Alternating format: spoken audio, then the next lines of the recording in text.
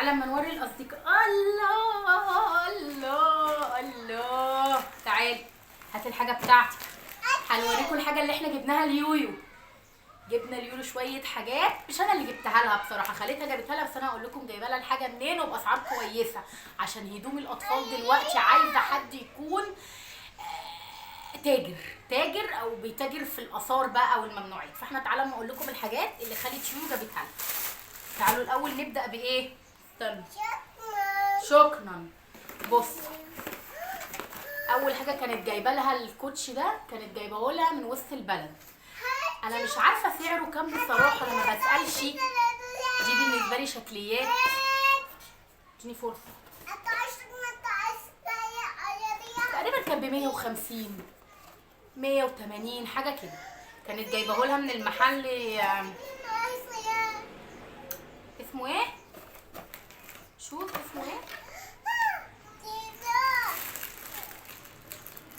جلاكسي شوز، والله ما عارفه. بصوا دي علبته، كان من وسط البلد وعنده تشكيله حلوه قوي الصراحه، بتجيب من عنده تشكيلات حلوه قوي ليها. بصوا الكوتش دوت، انا بقى عندي كنت جايبه لها قماشه كده فيها اللون ده، فعايزه اعملها لها فستان، فمش عايزه البسها الكوتش ده غير على العيد ان شاء الله مع الفستان.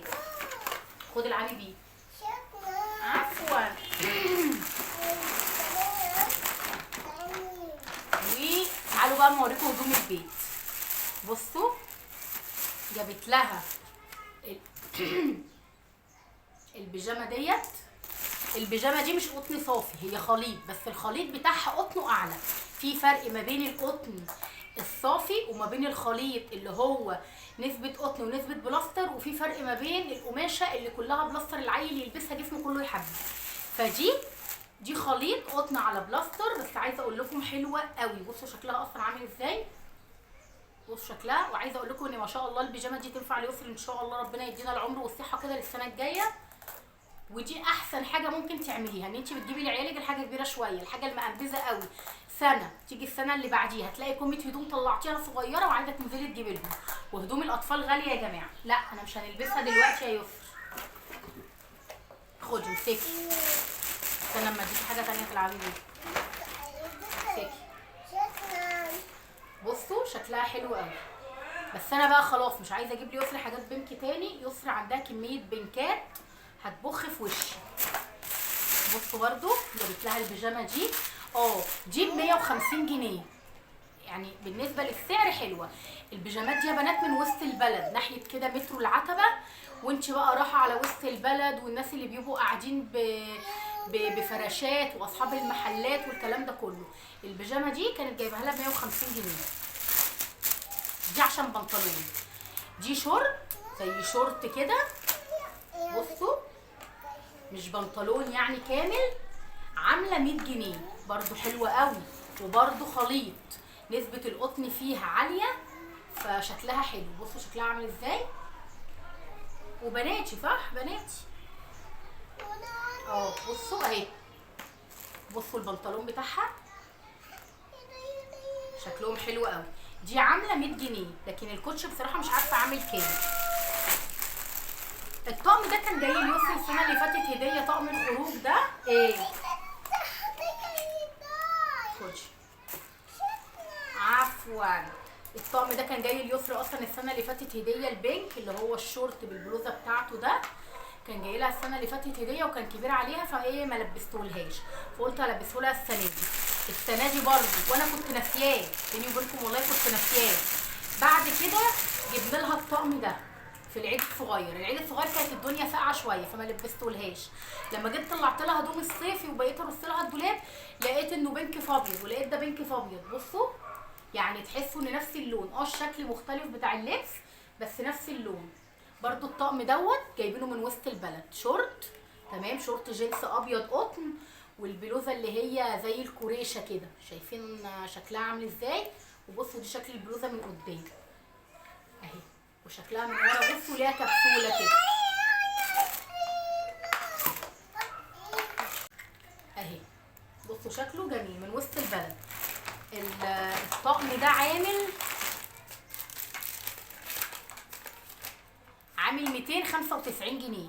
بالنسبه لاسعار وسط البلد على فكره معقوله، لان في حاجات غاليه قوي، يعني في حاجات مثلا لما تعدي في المحل ما تصدقيش ان المبلغ ده. يعني انا كنت بعدي محلات اطفال هناك، بلاقي القطعه، يعني بلاقي الملكان مثلا الطفله ملبسينها قطعتين، حاطين على كل قطعه مبلغ. تلاقي قطعه ب 300 وقطعه ب 400 قطعه ب 200، فاجمالي الطقم يخش له 600 700 جنيه. فبالنسبه لوسط البلد انك تجيبي طقم كامل على بعضه الطفله ب 300 جنيه فده حلو يعني معقول. هو الموضوع عايز لف بصراحه، يعني ايه، عايزك تلف كده. بصوا انا كنت جايبه دي اليويو بس جايبها لها من زمان قوي. بصوا الميني، المكوه الميني دي شايفينها، كنت جايبها لها ب 70 جنيه، دلوقتي انا مش عارفه عملت كام، بس لسه ما استخدمتهاش على شعرها يعني.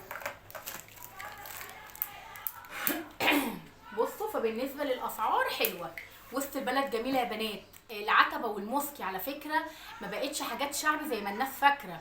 الاول كانت العتبه والموسكي كلها بقى يقول لك شعبي والهدوم الرخيصه وكده، لا، في ناس تحت فتحوا زي السوريين مثلا، الناس السوريين فتحوا ودخلوا براندات حلوه، والمصريين برضو ما شاء الله بقت الخامات بتاعتهم عاليه، يعني بقت في خامات كتير حلوه. فعايزه اقول لكم ان انتوا لما بتنزلوا مش بتلاقوا بس الحاجات الشعبي، بتلاقوا الاتنين. اما تروحي مكان يكون كله معروف ان هو يعني معروف ان هو المستوى بتاعه عالي قوي، فتلاقي نفسك اتحشرتي في النص ما تعرفيش تخرجي. فلا، انزلوا مكان يكون فيه الوسط ويكون فيه الغالي ويكون فيه الرخيص. في هدوم للاطفال لازم تجيبها لهم ما تكونش غاليه قوي، الهدوم اللي هيبقوا فيها يهلكوها خروج وحضانات والكلام ده. لو رحت لبست ابنك مثلا طقم ب 600 700 جنيه، ورحت نزلتيه مثلا حضانه ولا يروح ملاهي ولا يروح مثلا في عزومه عائليه عصاير وحلويات وكده، الطقم لو جه في بقعه هتتحسري، يعني بصي هتموتي بحسرتك. فاحنا الحاجات دي انا بنقي فيها اليسر، الحاجات ايه يعني اللي هي القليله، لا عاليه قوي ولا قليله قوي، لا الحاجات الوسط. لكن مثلا لو خروجه حلوه فرح مناسبه البسها حاجه حلوه. في ناس يقول لك لا احنا على طول نلبس مش عارفه عيالنا ايه، كل واحد ومقدرته، كل واحد يقدر يجيب ايه. انا بختار لبنتي كل مناسبه بختار لها الحاجه اللي تناسبها. يعني انا دلوقتي مثلا هخرجها اوديها ملاهي ولا اوديها مثلا لعب بقى فيه تراب وهيصه وعصاير وحلويات، اروح البسها مثلا طقم فواتح غالي بمبلغ مثلا، تيجي جايبه فيه بقعه ولا جايبه فيه قطعه بحيث ان انا عليه، لا مش هينفع طبعا. فبلبسها حاجات خفيفه، بجانب بقى ان انا اصلا بفصل ليويو. ايه يا حبيبي، بجانب بقى اصلا ان انا بفصل لها، يعني انا بفصل لها ايه، بنطلون، بفصل لها بلوزه، ممكن افصل لها سوت، حاجات قطن كده خفيفه برضو تقضي الغرض. رايحه عند جدتها، رايحه عند خالتها، هتنزل الشارع مع باباها هنتمشى، فاهمين قصدي؟ يعني ايه، الغالي والرخيص بيشيلوا بعض. ما تحمليش طاقتك قوي ان انت تروحي تجيبي حاجه عاليه قوي وتبقي بتدوري على اغلى الخامات واغلى البراندات، وتيجي تقولي اصل انا مش عارفه اجيب لعيالي لبس ايه، اصل الخامات بقت غاليه والهدوم غاليه، ما انت اللي مختاره غلط. فاهمين؟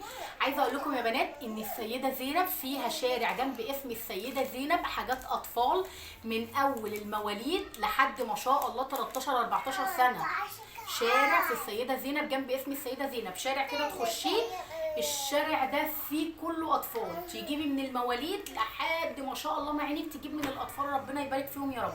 فبرضه انزلوا دوروا فيهم. في محل برضو في السيده زينب اسمه محل كيدز، وفي جونيور ليه فرع في السيده زينب للناس اللي بتحب الخامات بتاعته وبتقول لك حلوه وخاماته جميله. هناك برضو جونيور ليه ليه فرع هناك، فرع السيده. خشوا على الصفحه بتاعتهم على الفيسبوك هتلاقوهم عاملين لايفات بالعروض والحاجات، فدوروا. مش شرط ان انت تجري ورا فلانيه اللي راحت جابت من البراند الفلاني فتلاقيها جايبه لك طقم ب 700 800 جنيه فانت لازم تجيبيه.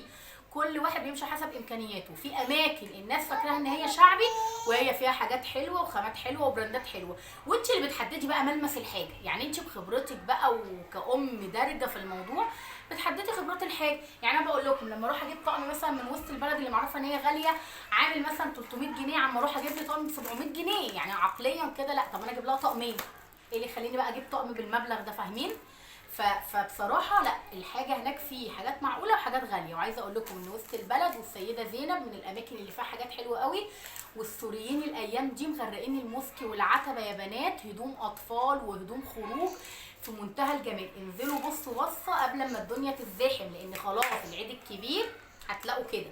فاللي عايز دلوقتي يجيب حاجه لعياله قبل دخله العيد انزلوا الايام دي، هتلاقوا الدنيا لا هي زحمه قوي ولا هي هاديه قوي، هتلاقوا الدنيا هاديه كده شويه.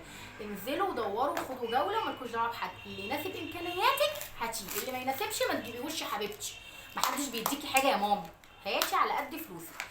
المهم حبيت ان انا اوريها لكم واقول لكم ان الحاجات دي انا جايباها منين. زي ما قلت لكم الحاجات دي كانت من وسط البلد، من الناس اللي بيبقوا حاطين استندات على في الشارع قدام محطات المترو وانت داخله شارع وسط البلد من ناحيه طلعت حرب ودار القضاء والحتت دي كلها.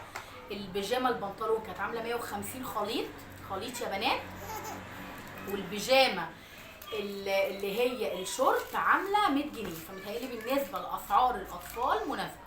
فقولوا لي ايه رايكم في الكومنتات، وقولوا لي شكلهم حلو ولا ايه، وتعيش يا رب وتلبسهم وتتهنى، ورب يبارك في ولادنا جميعا كده ونجيب لهم احسن حاجه في الدنيا. واستنوني بقى في العيد ان شاء الله عشان معاكم شهر يو ان شاء الله. هاخد الخطوه دي في العيد الكبير ده ان شاء الله. خدي قلب امك.